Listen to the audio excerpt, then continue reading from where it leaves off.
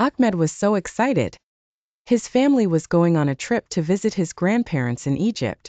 He knew this was the perfect chance to learn more about his heritage and to practice speaking Arabic, the language his grandparents spoke. When they arrived, Ahmed's grandmother, Tata, greeted him with a warm hug and a big smile. "Marhaban ya habibi," she said, which means, "Welcome, my dear." Ahmed replied, "Ahlan wa sahlan, Tata." Every day, Ahmed and Tata would go on little adventures around the neighborhood. They visited the local market, where Ahmed learned the names of all kinds of fruits and vegetables. He also helped his grandfather, Jido, in the garden. In the evenings, Tata would read him stories in Arabic. Ahmed loved listening to the tales of ancient Egypt and the magical stories of the Arabian Nights. He started to recognize patterns in the language and even tried to repeat some of the words and phrases. One day, Ahmed and his cousins decided to play hide and seek. As Ahmed was counting, he heard one of his cousins say, "Kali Balak Mini," which means, "Don't forget about me." Ahmed laughed and kept counting. By the end of the trip, Ahmed was speaking Arabic with much more confidence. He had not only learned new words and phrases, but had also made many wonderful memories. Ahmed's Arabic adventure continued to unfold with each passing day. He started to notice the subtle nuances of the language, the different dialects his cousins spoke, and the way words flowed differently in conversation compared to stories.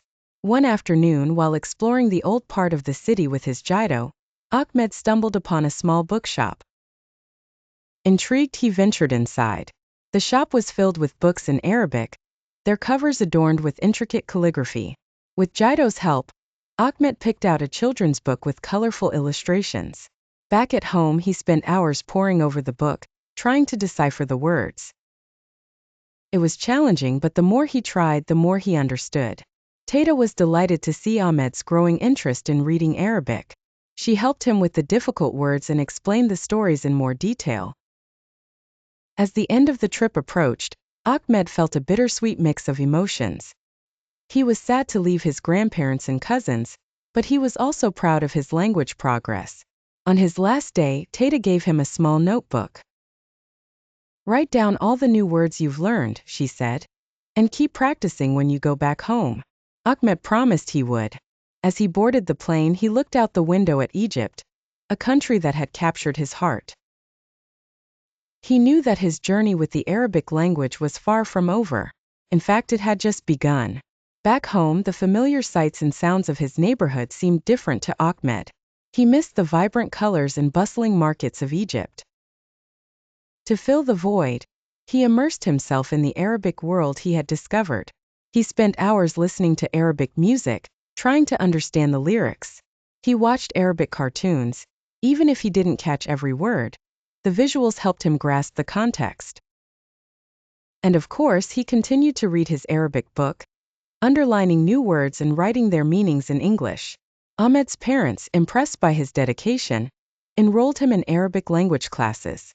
There, he met other children who shared his passion. Together, they practiced speaking, writing, and reading Arabic.